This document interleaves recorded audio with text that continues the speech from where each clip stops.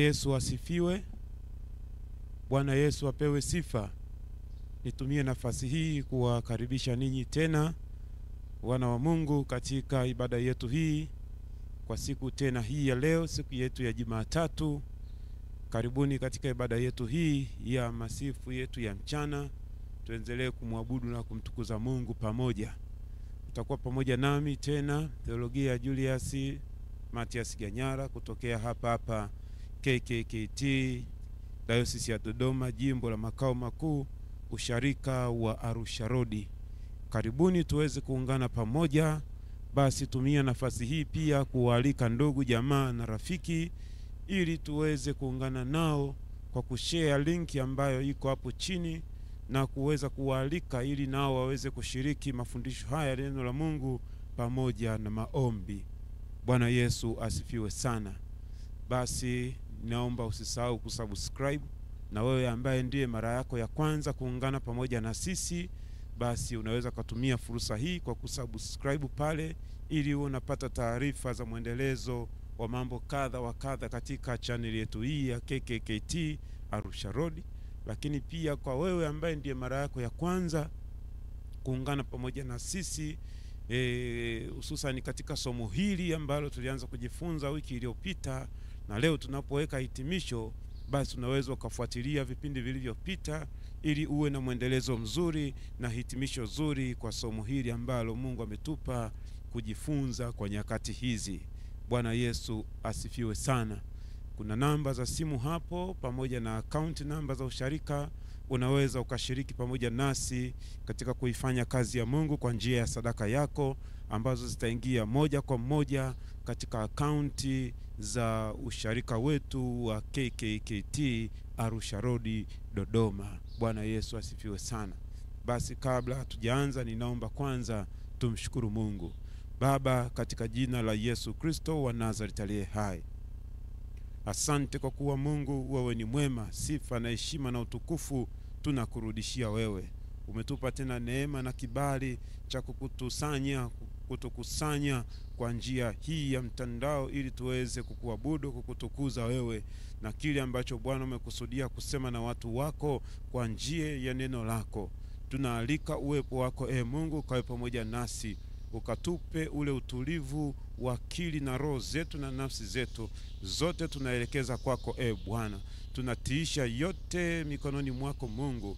Uwepo wako kawe pamoja nasi tunapoanza hata tunapomaliza, na kwa nguvu ya neno lako ukaturehemu, ukatutakase na kutusafisha mioyo yetu kwa damu yako, katika jina la Yesu. Kila namna ya dhambi, kila namna ya uovu, kwa nguvu ya neno lako Bwana ukatuweke huru tena kwa damu ya Yesu Kristo wa Nazareti aliye hai. Kila upinzani katika ulimwengu wa roho tunaunyamazisha sana wakati huu kwa mamlaka ya nguvu yako, kwa damu ya Yesu Kristo wa Nazareti aliye hai. Tunaomba nguvu zako Mungu wa rehema na neema zikatuwatamie sote ambao tunaungana kwa njia hii ya mtandao kukutukuza wewe, kukufanyia ibada. Ninayo imani kabisa liko jambo ambalo Mungu umekusudia kutenda, kufanya kwa ajili ya watu hawa. Mungu, ninakusihi kwa uaminifu wako sawa sawa na neno lako, ukakutane na haja za watoto wako katika jina la Yesu Kristo wa Nazareti aliye hai. Uanze nasi na umalize nasi katika utukufu wa jina lako Mungu Baba, Mwana na Roho Mtakatifu. Nimeomba na kushukuru nikiamini, amen. Bwana Yesu asifiwe sana. Somo ambalo tulikuwa tunaendelea nalo kwa juma lililopita na tunaloweka hitimisho kwa siku hii ya leo liko na kichwa kinachosema nguvu ya utambulisho wa kiroho katika vita vya kiroho. Tumeangalia mambo mengi sana, tumejifunza, tukaona umuhimu wa kuwa na utambulisho wa kiroho. Sasa leo tunataka tuingie kwa kina zaidi tunapoangalia nguvu ama umuhimu wa nguvu ya utambulisho wa kiroho katika vita vya kiroho. Nguvu yake ni nini? Thamani yake ni nini? Wewe kama mwana wa Mungu unayetambulika kwa viwango vya juu sana kama tulivyojifunza katika ulimwengu wa roho. Sasa tunataka tuangalie umuhimu wake, nguvu yake ikoje. Wiki iliyopita Ijumaa tuliangalia mifano kidogo, tukaona nguvu ya utambulisho. Yesu Kristo alipoingia tu hekaluni, mapepo yakaanza kupiga kelele, yakamtambua Yesu Kristo na kumjua ya kwamba ni mwana wa Mungu.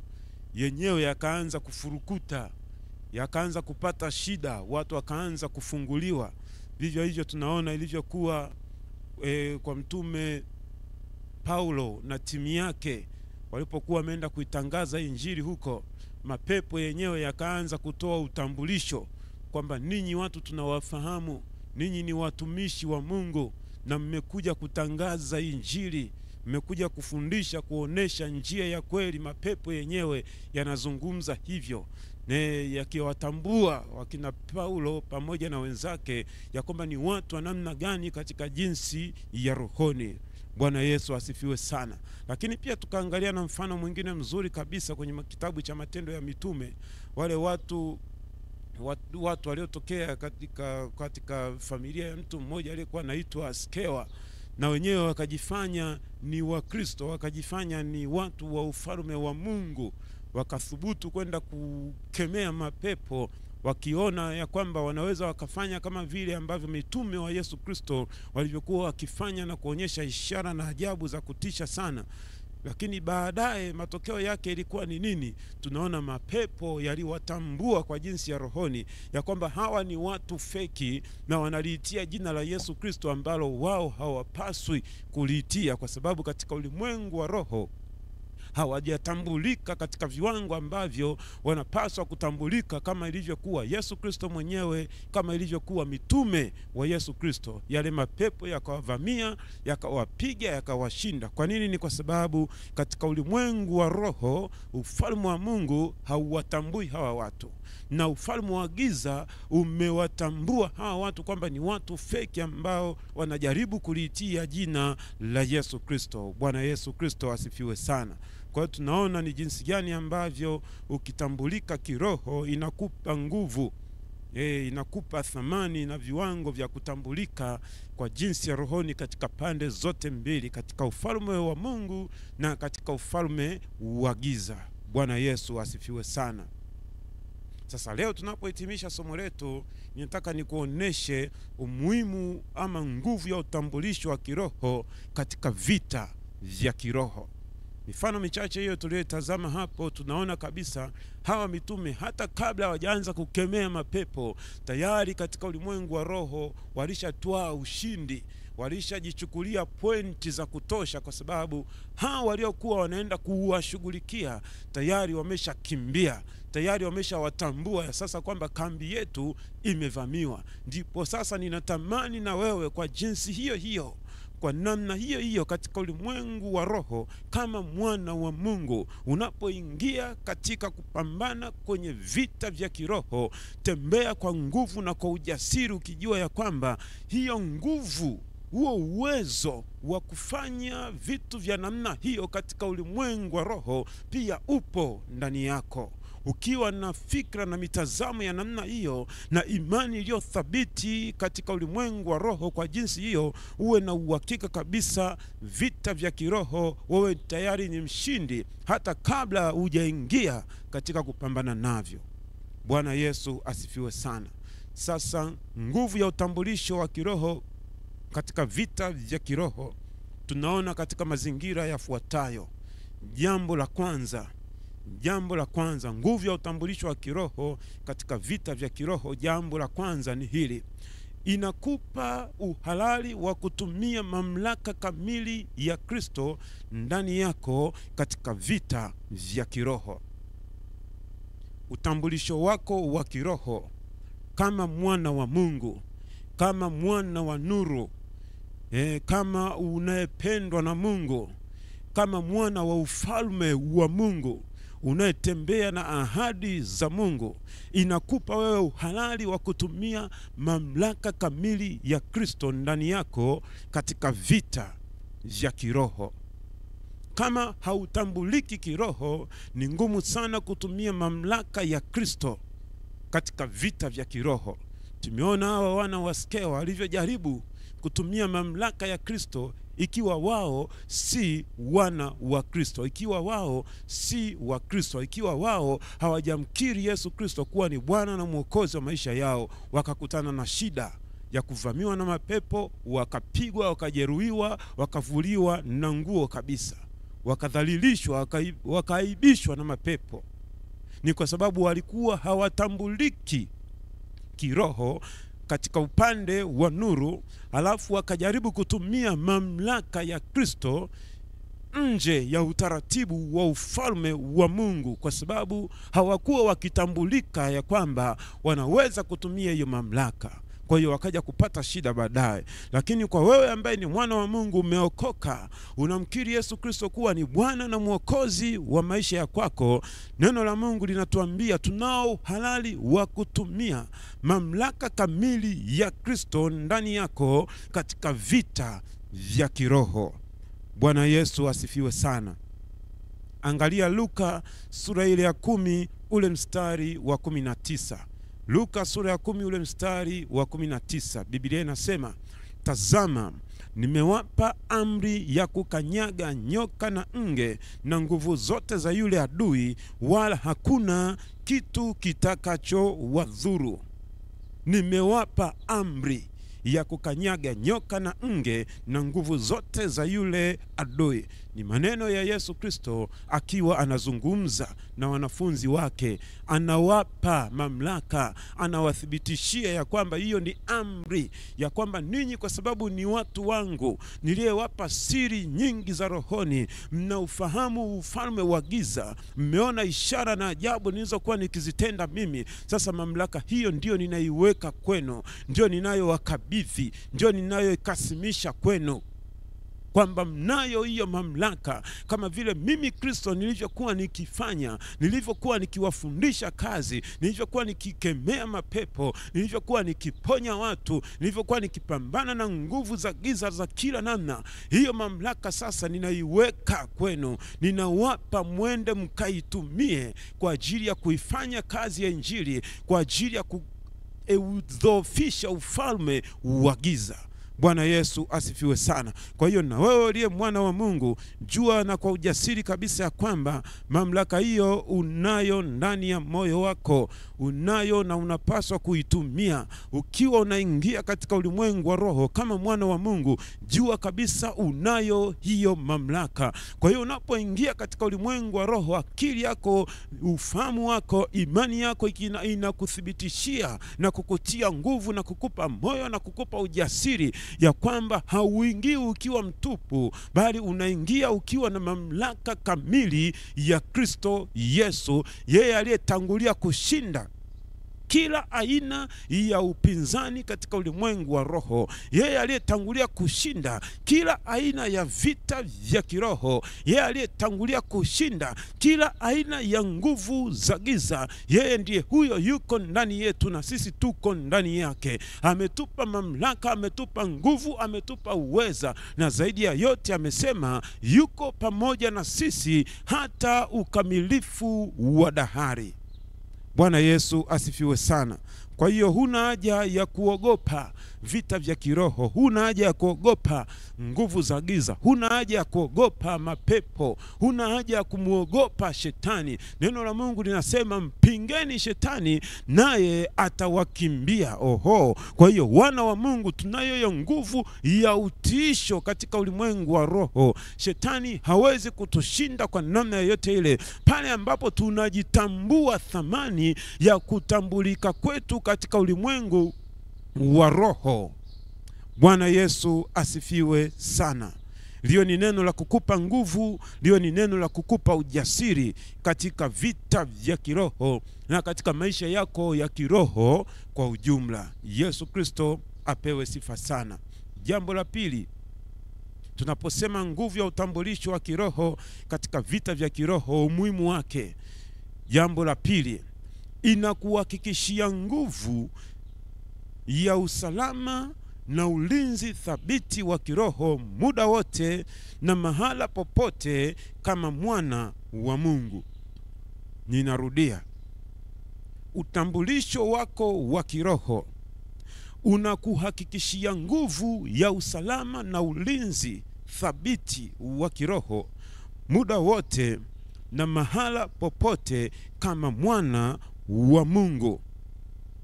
Angalia Kutoka sura ile ya 12 ule mstari wa 23. Kitabu kile cha Kutoka sura ya 12 ule mstari wa 23 unatuthibitishia hili jambo.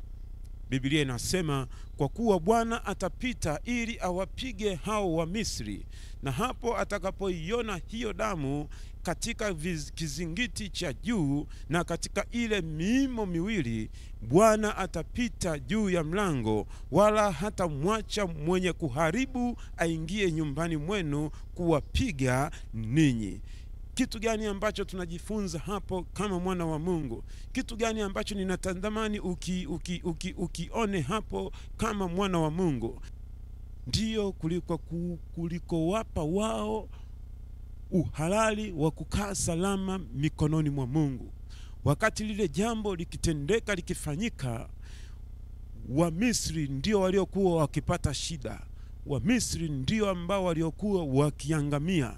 Lakini hawa, kwa sababu ya kutambulika kwao kwa jinsi ya rohoni kama wana wa Mungu, yule malaika alipokuwa akipita, alipokuwa anaona ile alama ya damu, ilikuwa inaweka utambulisho ya kwamba humu usipite, wako wana wa Mungu. Ndio maana ninakwambia hata na wewe mpendwa Mkristo mwenzangu, mwana wa Mungu, na kwa wewe ambaye hujamwamini Yesu Kristo kuwa ni Bwana na Mwokozi wa maisha ya kwako, basi changamkia kupata huu utambulisho wa kiroho kwa kufanyika kuwa mwana wa Mungu, ili uwe na uhakika wa ulinzi na usalama thabiti wa kiroho muda wowote na mahali popote kama mwana wa Mungu.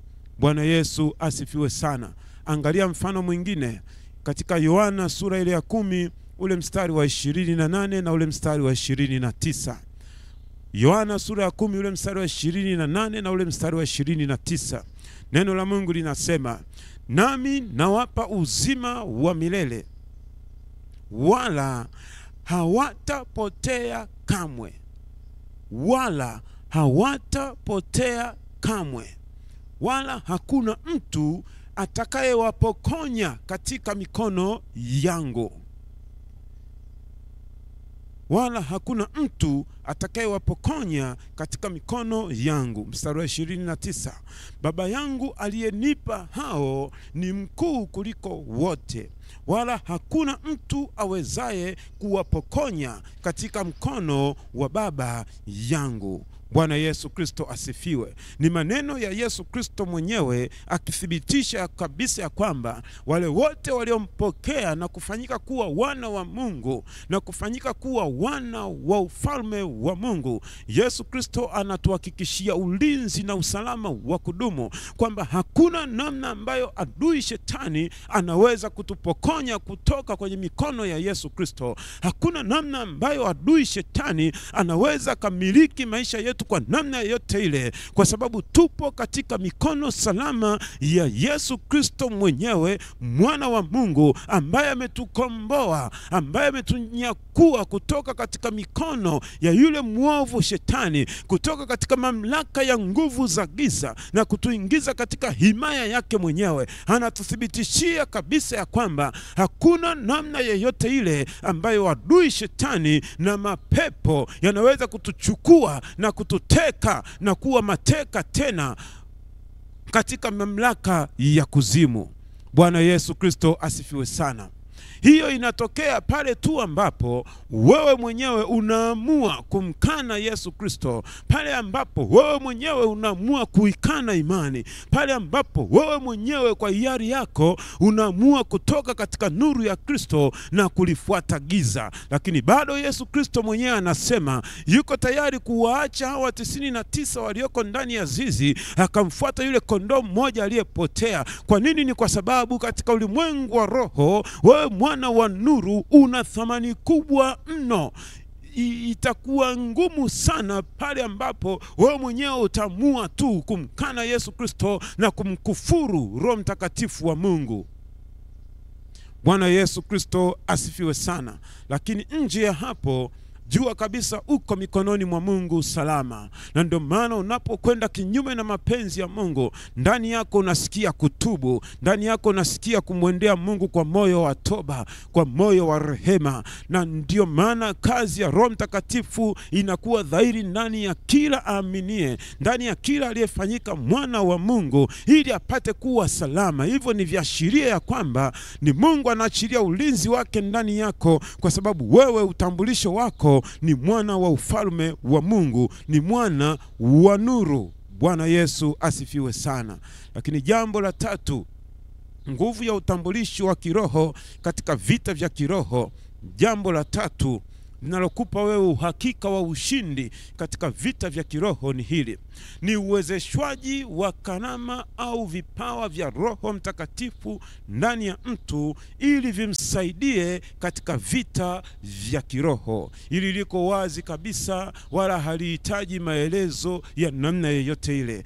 Unapokuwa mwana wa Mungu katika ulimwengu wa roho, Roho Mtakatifu anakuwa ndani yako. Vile vipawa vya Roho Mtakatifu ambavyo Mungu anaviruhusu ndani yako, ndivyo vinavyokuwezeshwa na Roho wa Mungu ndani yako, ili upate kuvitumia wakati mwingine hata katika vile vita vya kiroho, ili uweze kutoka salama, ili uweze kuwa mshindi na zaidi ya kushinda. Bwana Yesu asifiwe sana. Vile vipawa vyote vya neema ya Mungu ndani yako vinawezeshwa na Roho Mtakatifu. Unapoingia katika ulimwengu wa roho kupigana vita vyovyote vile vya kiroho, unakuwa na uhakika wa kushinda, kwa sababu hauendi kupigana kwa akili zako, hauendi kushindana kwa akili na fahamu zako, bali ni kwa msaada wa Roho Mtakatifu ndani yako, ambaye yeye ndiye anayekuwa driving force ya kuviamsha, kuvichochea, kuvihamasisha vile vipawa vya Mungu, vipawa vya neema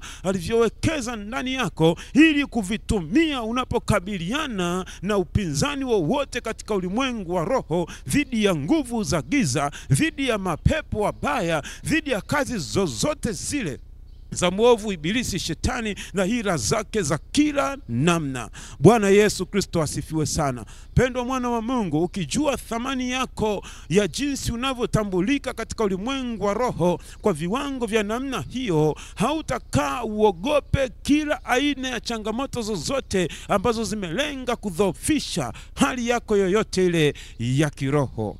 Bwana Yesu asifiwe sana. Angalia Wakorinto wa kwanza sura ile ya 6 ule mstari wa 19. Wakorinto wa kwanza sura ya 6 ule mstari wa 19. Biblia inasema, au hamjui ya kuwa mwili wenu ni hekalu la Roho Mtakatifu aliye ndani yenu mliyepewa na Mungu, wala ninyi si mali yenu wenyewe. Bwana Yesu asifiwe sana. Kwa hiyo kila aliyeokoka, kila aliyefanyika kuwa mwana wa Mungu, yeye amekwisha kufanyika hekalu la Roho Mtakatifu. Maana yake ni kwamba nguvu, uweza, mamlaka ya kimungu iko ndani yako. Bwana Yesu apewe sifa sana. Jambo la nne linalokuthibitishia juu ya nguvu ya utambulisho wa kiroho katika vita vya kiroho ni ili kujua au kufunuliwa siri za rohoni zilizofichika katika ulimwengu wa roho dhidi ya vita vya kiroho. Kwa hiyo ni hakika kuwa utambulisho wa kiroho huambatana na ufunuo wa roho. Ndio maana mahali pengine Mtume Paulo akazungumza akasema, mambo ya rohoni yanatambulikana kwa jinsi ya rohoni. Hizi siri za rohoni zinafahamika kwa wale tu ambao ni wana wa Mungu. Yesu Kristo akawaambia wanafunzi wake akasema, ninyi ninawaita rafiki zangu, kwa maana mambo yote ambayo Mungu ameniambia ninyi nimewaambia. Mambo ambayo wengine hawakupata kuyajua, lakini wanafunzi wa Yesu Kristo kwa kuwa walifanyika wana wa Mungu, Yesu Kristo aliachilia siri zote za mbinguni akawaambia wanafunzi wa kwake. Ndicho kinachofanyika kwangu, ndicho kinachofanyika kwako kama mwana wa Mungu. Yale yote yaliyositirika katika ulimwengu wa roho ambayo ni asiri, hakuna mtu mwingine anayeweza kufunuliwa na kuyajua na kuyapambanua isipokuwa ni wewe ambaye umefanyika kuwa mwana wa Mungu, unayetambulika katika ulimwengu wa roho ya kwamba wewe ni mwana wa Mungu ambaye unatetea maslahi mapana ya ufalme wa Mungu, ambaye unatetea kazi ya Mungu, ambaye unatetea makusudi na mapenzi ya Mungu kwenye maisha kwako. Uwe na uhakika kabisa ya kwamba Roho Mtakatifu atakufunulia siri zote zilizofichika katika ulimwengu wa roho, ambazo unapopata nafasi ya kuzijua, ndipo unapoweza kumkabili huyo adui shetani, ndipo unapoweza kuvipiga vita vizuri katika ulimwengu wa roho na kuibuka kuwa mshindi. Bwana Yesu asifiwe sana.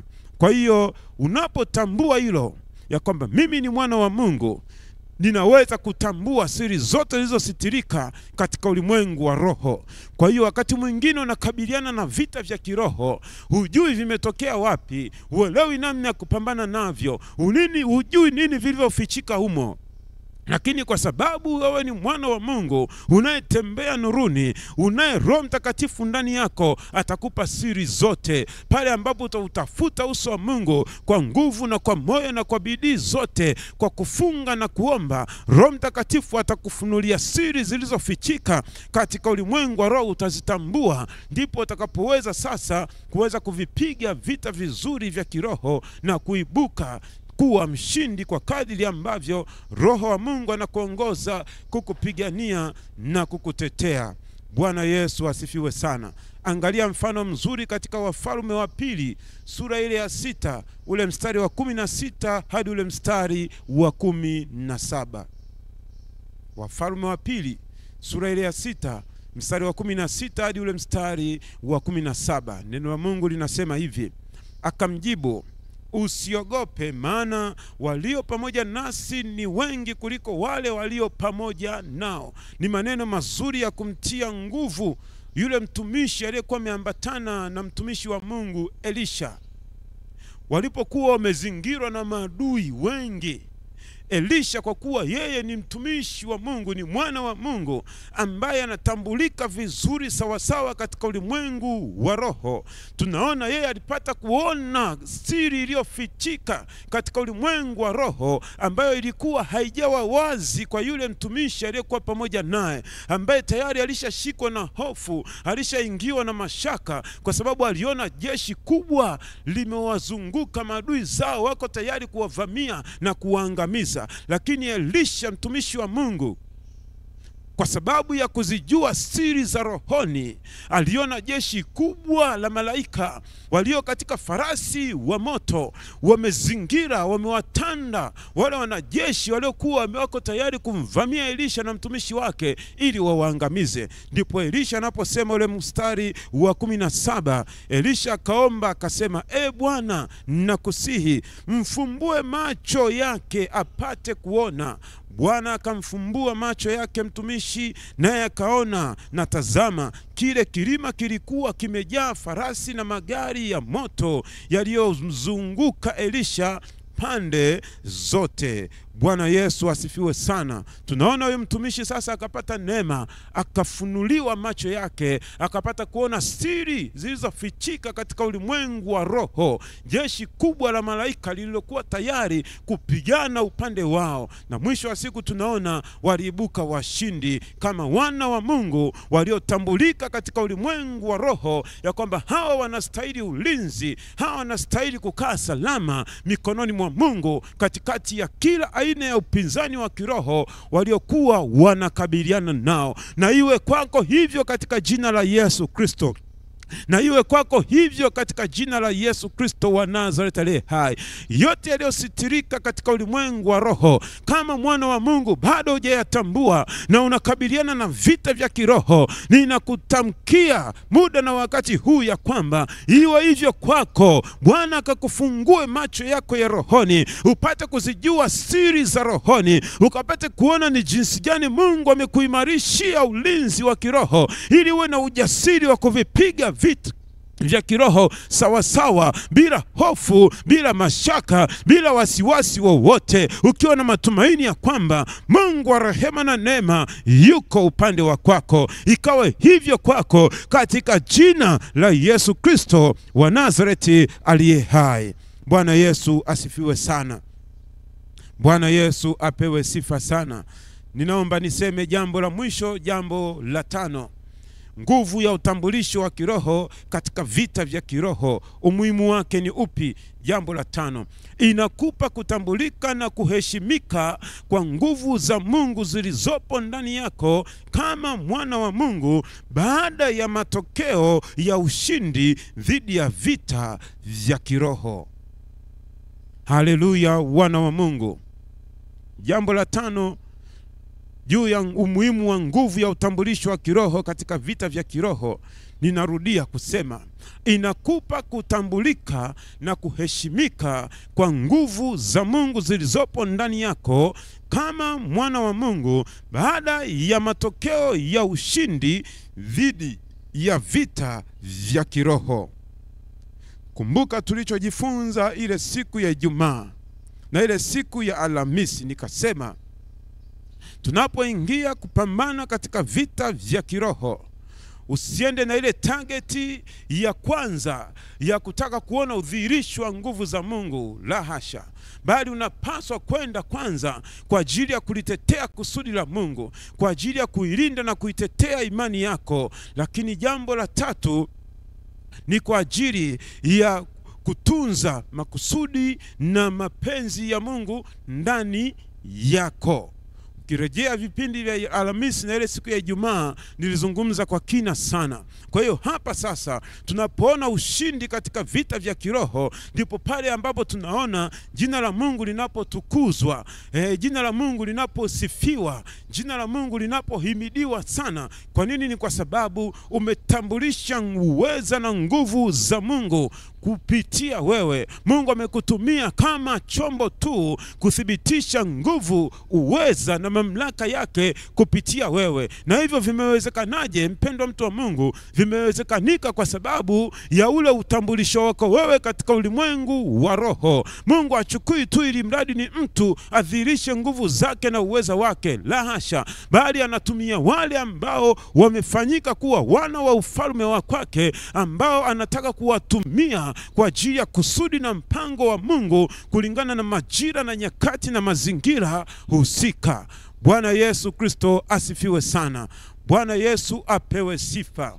Pendwa mwana wa Mungu, Ninayo imani kabisa neno hili limekupa nguvu, maarifa haya yamekupa ujasiri wa kukabiliana na vita vyovyote vile vya kiroho. Nami kwa dakika hizi ninatamani kwenda mbele za Bwana, niungane pamoja na wewe mahali ulipo ukimwomba Mungu. Mwambie Mungu, ninaomba utambulisho wangu wa kiroho mbele zako, nipate kuuelewa sawa sawa, nipate kujitambua sawa sawa. Mwambie Roho Mtakatifu nisaidie, nipate kujitambua sawa sawa, nipate kudumu katika utambulisho ambao Mungu umenipa. Mungu umenipa kutambulika katika ulimwengu wa roho, ili kwamba upate ujasiri wa kukabiliana na kila aina ya vita vya kiroho ambavyo viko mbele yako ama ambavyo unakabiliana navyo sasa.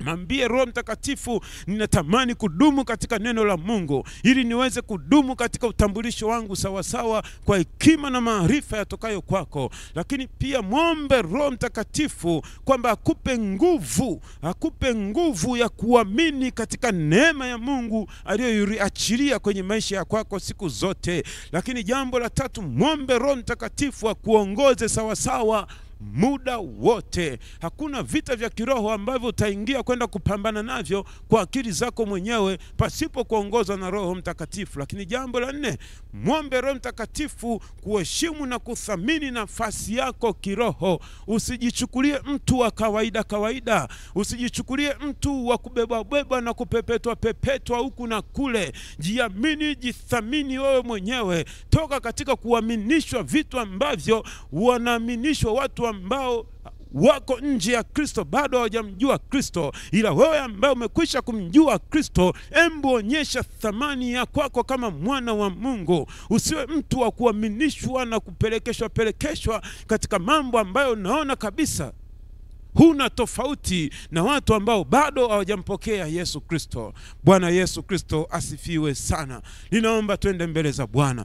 Baba, katika jina la Yesu Kristo wa Nazareti aliye hai, limidiwe na litukuzwe jina lako. Sante kwa ajili ya neno lako la hekima na maarifa ambayo Mungu umetupa kutufundisha katika hili juma, wiki iliyopita na leo tunapohitimisha. Umesema nasi kwa habari ya utambulisho wetu wa kiroho, nguvu na thamani ambayo Bwana unatufunulia kwamba jinsi gani tunavyotambulika mbele za uso wako ni namna ambayo inatupa moyo na ujasiri kabisa ya kwamba tunao uwezo wa kukabiliana na kila aina ya vita vya kiroho, kila aina ya upinzani wa kiroho. Utambulisho tulio nao mbele zako ndio unaotupa ujasiri wa kukabiliana na mapepo, wa kukabiliana na nguvu zozote za giza, na kukabiliana na hila zote za shetani, wa kukabiliana na huyu shetani, uwezo wa kumpinga shetani na hila zake zote, naye atatukimbia.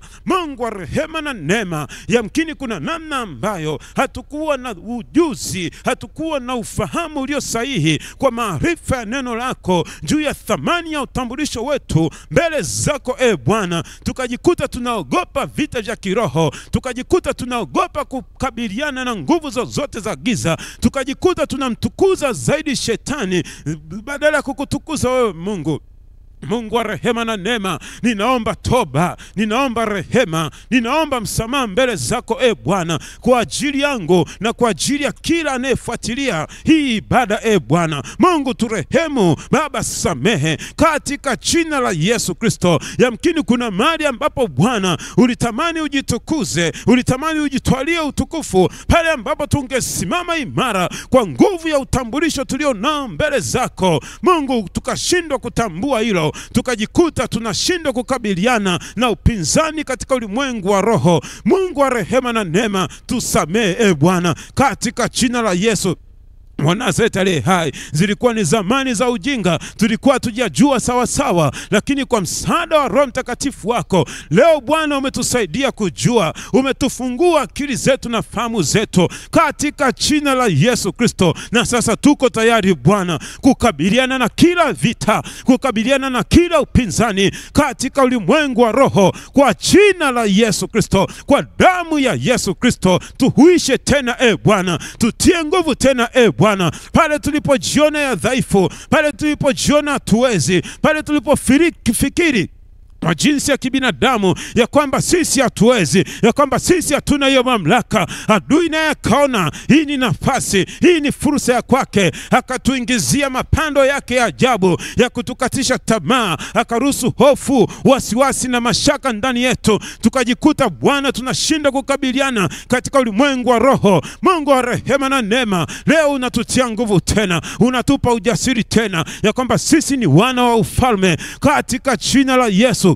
Katika damu ya Yesu tunatamani tutembee na wewe Bwana katika jina la Yesu. Saidia watu wako hawa Bwana, saidia watu wako hawa Mungu wa rehema na neema, katika jina la Yesu Kristo. Wajitambue sawa sawa katika ulimwengu wa roho, wao ni wakina nani, wakatambue ya kwamba Bwana umewapa mamlaka. Yesu Kristo, umewapa mamlaka yako kamili ya kukanyaga nge na nyoka na nguvu zote za yule adui katika jina la Yesu, katika damu ya Yesu. Ni kweli kabisa ya kwamba Bwana tunakabiliana na changamoto nyingi, tunakabiliana na upinzani mwingi wa kiroho. Bwana Mungu, tupe ujasiri wa kusimama imara, wa kukabiliana na kila upinzani, wa kukabiliana na kila vita vya kiroho. Bwana, iwe ni katika utumishi wetu, iwe ni katika maisha ya kwetu ya kila siku, iwe ni katika kazi za mikono yetu, iwe ni katika biashara zetu, iwe ni katika ofisi zetu.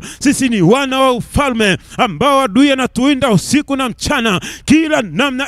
Bwana Mungu, tutaidie, Mungu tutetee, Mungu kuwa upande wetu, usituache katika jina la Yesu, katika damu ya Yesu.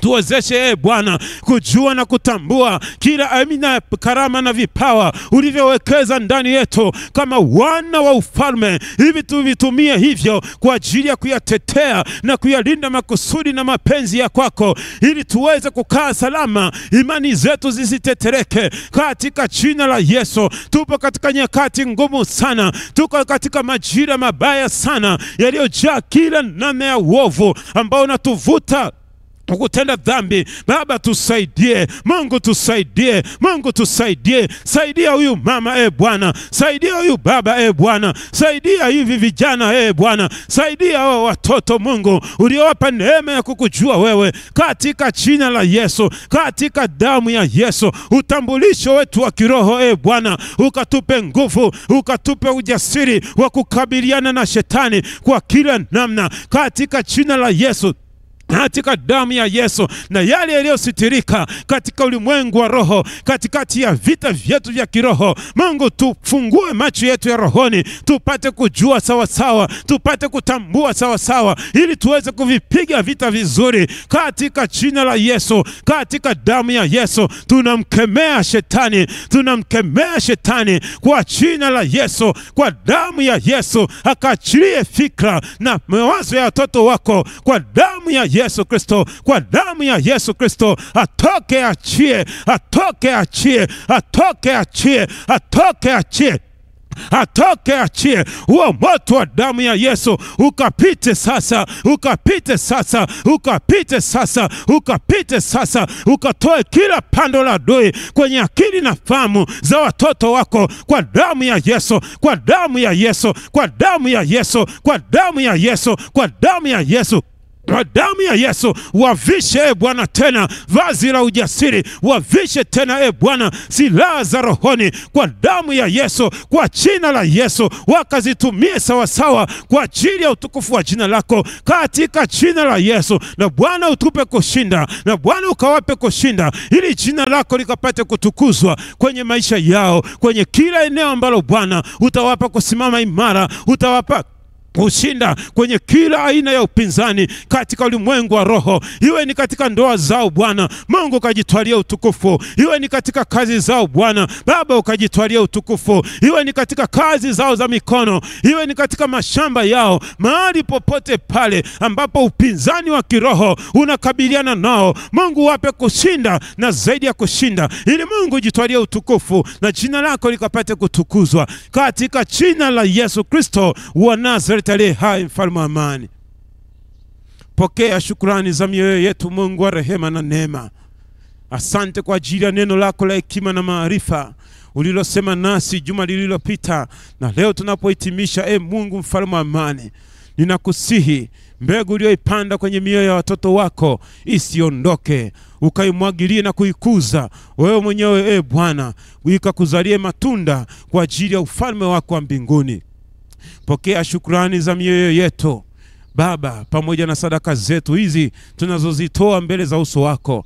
Ninakusihi kupitia madhabahu ya KKKT Arusha Road hapa Dodoma, Mungu wa rehema na neema, sadaka zako zikapate kuwa ukumbusho, zikapate kuwa neema na milango mingi ya mafanikio kwa watoto wako hawa, na zaidi sana Bwana ukishughulika na vita ya kila mmoja kwa ajili ya utukufu wa jina lako. Kwa imani tumeomba katika jina la Yesu Kristo. Pokea sifa, heshima na utukufu. Tumeomba na kushukuru nikiamini. Amen. Basi na sasa tupokee baraka za Bwana. Bwana Mungu akubariki na kukulinda. Na Bwana akuangazie nuru za uso wake na kukufadhili. Na Bwana akuinulie uso wake na kukupa amani. Katika jina la Mungu Baba na la Mwana na la Roho Mtakatifu. Amen. Ulikuwa pamoja nami Theologia Julius Matias Ganyara kutokea hapa KKKT Diocese ya Dodoma. Kwa ushauri na maombi zaidi, namba yangu ya simu hiko hapo. Unaweza kuwasiliana na nami kwa njia ya WhatsApp, na kwa namna yoyote ile tuweze kusaidiana zaidi kwa ajili ya kujenga ufalme wa Mungu. Tukutane tena siku ya kesho, na tuenende kwa amani ya Bwana. Amen.